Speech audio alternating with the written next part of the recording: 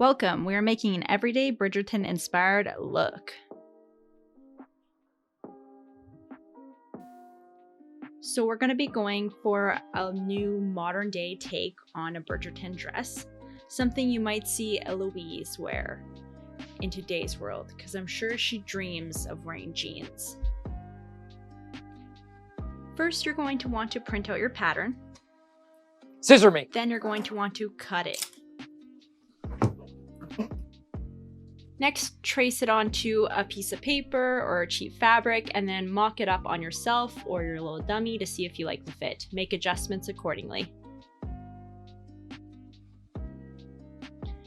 Now it's time to start with your good materials. So take the piece of paper or fabric that you've tried on and tested and trace it onto the material you'd like to use for your project.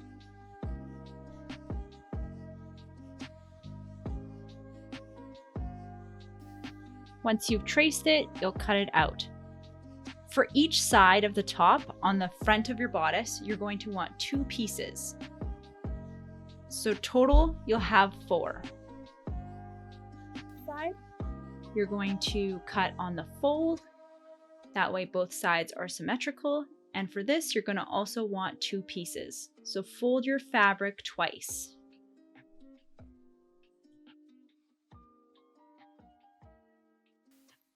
Place the right sides facing together for each piece you've cut.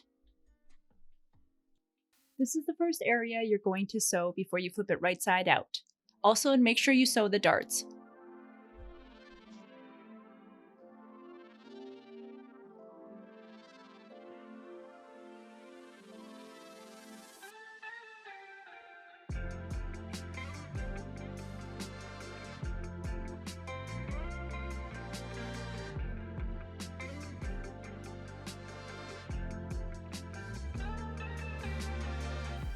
Now that you've sewn your 2 front pieces in the 2 areas that I had marked with red lines, you're going to want to make the little straps. Now you're going to need to make 6 straps. To do this, you can use a bias tape maker, buy bias tape for cheap at the fabric store, or you can just fold it by hand. Fold, iron, and sew.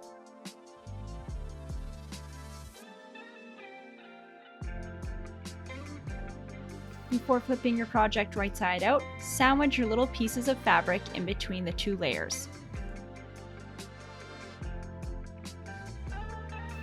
And then sew along the red line shown there.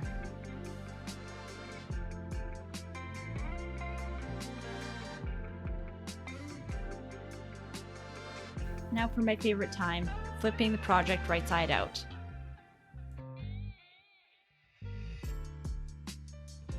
After you finish your 2 front pieces, you're going to want to move on to the back. Make sure the right sides of the fabrics are facing inward and only sew along the red lines in my picture shown above. I've drawn so many lines, and you know, I like jokes about stationery, but rulers are where I draw the line. Hit or miss, I guess they never miss, huh? No, my jokes never do miss. Always hilarious. It's time to piece your pieces together. For this portion, I'm just going to let you put this on slow-mo and watch what I'm doing. Or just watch it for the sake of watching it, because who knows, maybe you're just watching this and you never plan on recreating it, which is what I do all the time. So just do that too.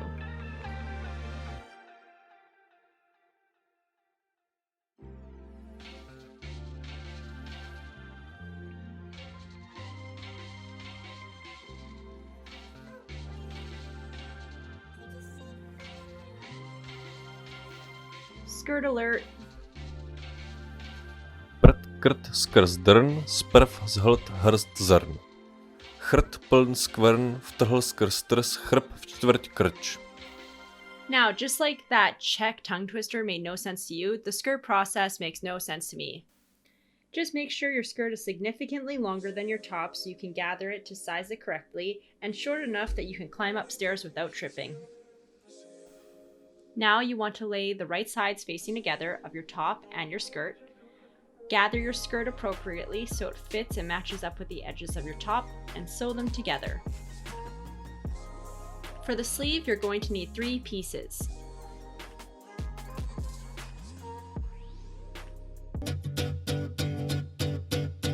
1, 2, 3. The first piece is going to look kind of like an ugly bell.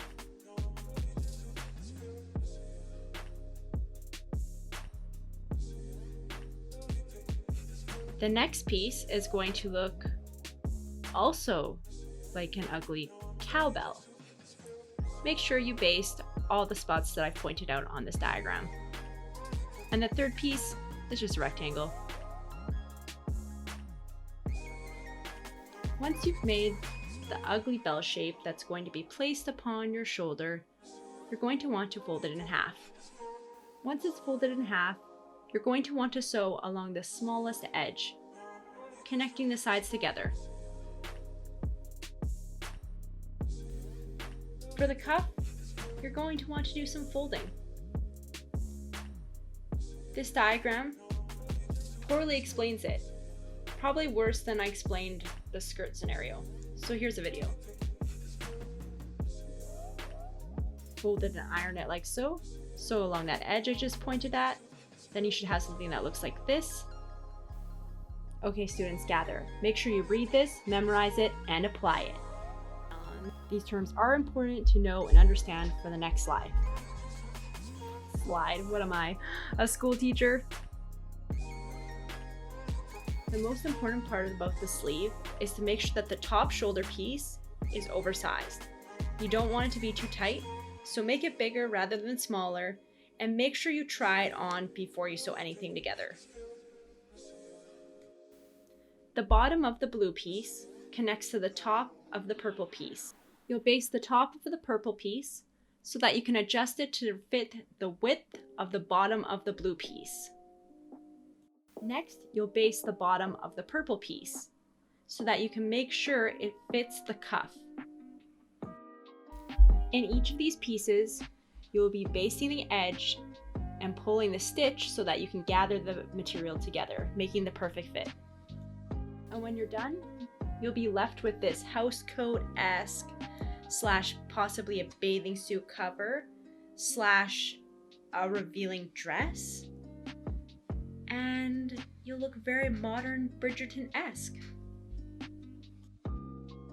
You can also 100% use this tutorial to make an actual Bridgerton era dress. Like and subscribe, thank you! And by Bridgerton era, I mean